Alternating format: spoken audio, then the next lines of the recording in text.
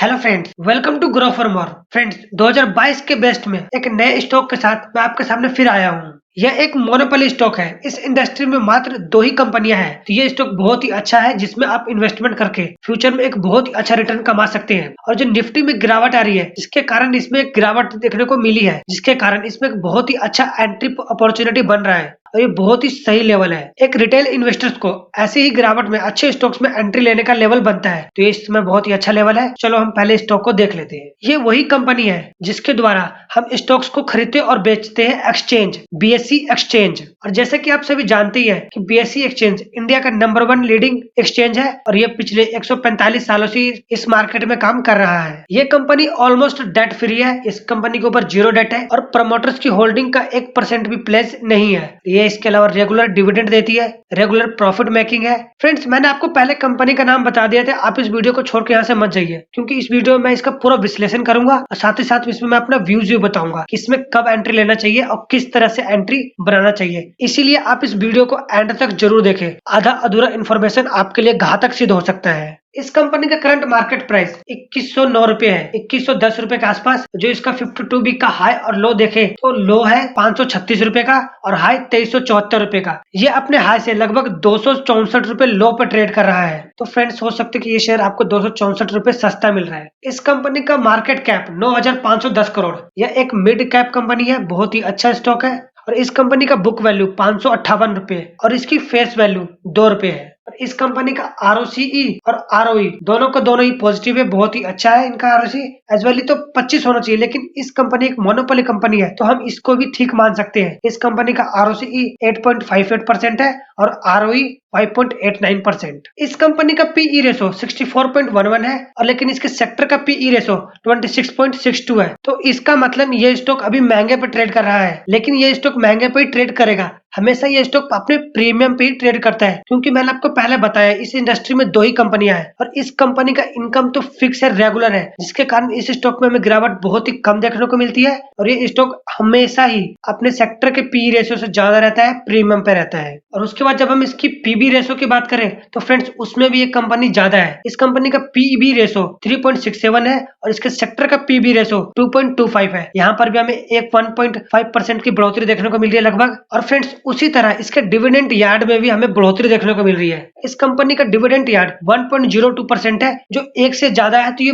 बहुत ही अच्छा है। लेकिन इसके सेक्टर का डिविडेंड यार्ड 0.57 है। इस कंपनी का डिविडेंड यार्ड इसके सेक्टर के डिविडेंड यार्ड से ज्यादा है, लगभग दुगना है। तो इसका मतलब ये है कि ये कंपनी अपने सेक्टर के जितनी भी कंपनियां हैं उन सभी से ये अच्छा परफॉर्म कर रही है, इसीलिए इस कंपनी का पीई रेशो और पीबी रेशो भी ज्यादा ही है। और फ्रेंड्स, उसके अलावा आप इधर साइड में आके कुछ इन्फॉर्मेशन देखोगे तो यहाँ पे बता रखा है कि आरओई वर्सेस एफडी, यानी कि ये कंपनी रिकरिंग डिपॉजिट और एफडी से बहुत ही अच्छा रिटर्न देता है। ये डिविडेंड रिटर्न भी इस कंपनी का बहुत ही अच्छा है। ये एंट्री लेवल, इस समय इस स्टॉक में एंट्री लेने का बहुत ही अच्छा सुनहरा मौका है। तो इस कंपनी में अभी कोई भी नो रेड फ्लैग है, यानी कि ना ये एएसएम लिस्ट में है ना ही ये जीएसएम लिस्ट में है। फ्रेंड्स, यदि आप अपना डीमैट अकाउंट खोलना चाहते हैं या फिर आप अप स्टॉक के साथ जुड़ना चाहते हैं तो उसका लिंक डिस्क्रिप्शन में दिया हुआ है। आप हमारे लिंक का इस्तेमाल करके अप स्टॉक के साथ जुड़ सकते हैं। यदि आप हमारे लिंक का इस्तेमाल करोगे तो ग्रो फॉर मोर से आपको 100 रुपए रिवॉर्ड के तौर पर दिया जाएगा। आप जैसे ही साइन अप करके अपना अकाउंट प्रोसेस कंप्लीट करोगे, ग्रो फॉर मोर की टीम की ओर से आपके पास मैसेज या कॉल आएगा आपके रिवॉर्ड के लिए। फ्रेंड्स, अब हम इस कंपनी के क्वार्टर्स रिजल्ट पा चुके हैं और आप यहाँ पर देख सकते हैं कि कंपनी लगातार ही प्रॉफिट बुकिंग कर रही है। ये कंपनी कभी भी लॉस में गई ही नहीं है,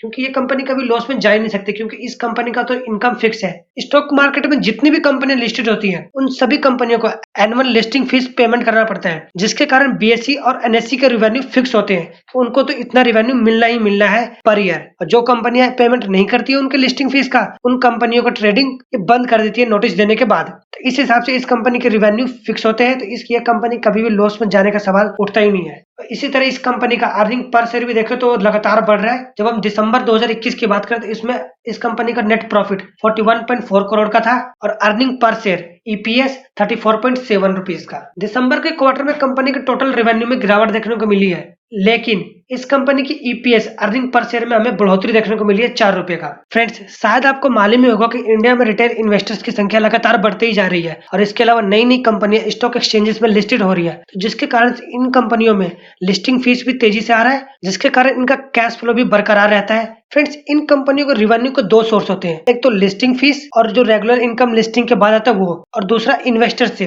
जब इन्वेस्टर्स इनके एक्सचेंजेस के थ्रू जब स्टॉक्स को खरीदते और बेचते हैं तो उनको कुछ फीस चार्जेस करना पड़ता है, जिसको हम हेयर कट कहते हैं। तो हेयर कट के द्वारा भी इन एक्सचेंजेस को, बीएसई को बहुत ही अच्छा खासा रिवेन्यू जनरेट होता है। जब कोई इन्वेस्टर खरीद बेच करेगा तो उनको ये पे करना बहुत ही मैंडेटरी होता है। तो ये कंपनी का रिवेन्यू में हमें हमेशा बढ़ोतरी देखने को मिल सकता है, इंक्रीमेंट ही देखने को मिल सकता है, गिरावट तो बहुत ही कम देखने को मिलेगा। इस तरह से ये स्टॉक एसआईपी के मामले में, यदि आप इस स्टॉक में किसी स्टॉक में आप एसआईपी करना चाहते हैं, उस लिहाज से बीएसई लिमिटेड बहुत ही अच्छा है एसआईपी करने के लिए। और इसके अलावा ये कंपनी रेगुलर डिविडेंड भी देती है, जैसे कि आप यहाँ देख सकते हैं कि 5 अगस्त 2021 को इन्होंने 21 रुपए का डिविडेंड दे दिया था, जुलाई 2020 में 17 रुपए का, जुलाई 2019 में 25 रुपए का। इस तरह ये कंपनी लगातार ही डिविडेंड दे रही है फ्रेंड। तो ये इसमें साइड बाय साइड इनकम हो सकता है। यदि आप इस स्टॉक में एसआईपी करने का सोच रहे हैं तो आपको दो इनकम जनरेट होगा। पहला तो इसके ग्रोथ का, जो इसके प्राइस में इंक्रीमेंट होगा वो इनकम, और दूसरा डिविडेंड इनकम, जो कंपनी को प्रॉफिट होता है, जो प्रॉफिट अपने इन्वेस्टर्स के बीच में डिस्ट्रीब्यूट करती है। तो इस तरह से आप इस स्टॉक में इन्वेस्टमेंट करने का फैसला ले सकते हैं। फ्रेंड्स, अब हम इस कंपनी के बैलेंस शीट पर आ चुके हैं और बैलेंस शीट में आप देख सकते हैं कि कंपनी के पास शेयर्स कैपिटल 9 करोड़ का है और रिजर्व तो भरपूर है कंपनी के पास, और इसके रिजर्व में लगातार बढ़ोतरी भी देखने को हमें मिल रही है। सितंबर 2021 के मुताबिक इस कंपनी के पास 2506 करोड़ का रिजर्व है और कंपनी का पास डेट नील जीरो, क्योंकि मैंने पहले बता रखा है ये कंपनी डेट फ्री है, तो इस कंपनी के पास डेट जीरो है। लेकिन अदर लाइबिलिटी 3108 करोड़ का है और इस कंपनी के पास फिक्स एसेट्स 173 करोड़ का है, WIP 1 करोड़ और इन्वेस्टमेंट, और इस कंपनी के पास इन्वेस्टमेंट भी भरपूर पड़ा है फ्रेंड्स। लगभग 1944 करोड़ का इन्वेस्टमेंट इस कंपनी के पास है, तो जो बहुत ही अच्छा है कंपनी के लिए, और अदर्स एसेट्स 3505 करोड़ का। तो फ्रेंड्स, इसके बैलेंस शीट में भी हमें बहुत सारे पॉजिटिव पॉइंट देखने को मिले।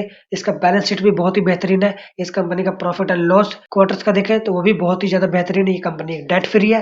फ्रेंड्स, इसके शेयर होल्डिंग पैटर्न में पब्लिक की होल्डिंग 16.57% है और अदर्स 29.6%, और FII की होल्डिंग 9.06% और प्रमोटर्स की होल्डिंग इसमें बहुत ही ना के बराबर है, वो बहुत ही कम है। प्रमोटर्स की होल्डिंग 0.77%। इस कंपनी में प्रमोटर्स की होल्डिंग तो बहुत ही कम है लेकिन पब्लिक की ज्यादा है, और इसके अलावा FII की होल्डिंग भी बहुत ही अच्छी खासी बनी हुई है और FII लगातार इसमें अपनी होल्डिंग बढ़ा रहा है। जैसा कि आप यहाँ पर देख सकते हैं कि FII ने अपनी होल्डिंग 7.59 से बढ़ाकर 9.06% कर लिया है, जो इंडिकेट कर रहा है कि जब बड़े बड़े इन्वेस्टर्स इसके लिए पॉजिटिव है तो रिटेल इन्वेस्टर्स को भी इसके लिए पॉजिटिव होना चाहिए, और म्यूचुअल फंड्स के भी इसमें इन्वेस्टमेंट पड़ा हुआ है। तो ये बहुत ही अच्छा स्टॉक है फ्रेंड्स, मैंने आपको इस स्टॉक की सारी बातें बता दी जो भी आपको बताना था। मेरे नजरिए से ये स्टॉक बहुत ही अच्छा है और ये बहुत ही अच्छे लेवल पे इसमें ट्रेड कर रहा है, तो इस स्टॉक में एंट्री आपको जरूर करना चाहिए। लेकिन यदि आप इस स्टॉक में इन्वेस्टमेंट करना चाहते हैं तो इस स्टॉक का आप खुद भी एनालाइज करें या अपने फाइनेंशियल एडवाइजर से बात जरूर करें। ये video only for education purpose के लिए था। यदि ये वीडियो आपको अच्छा लगा हो तो चैनल को सब्सक्राइब कर दे,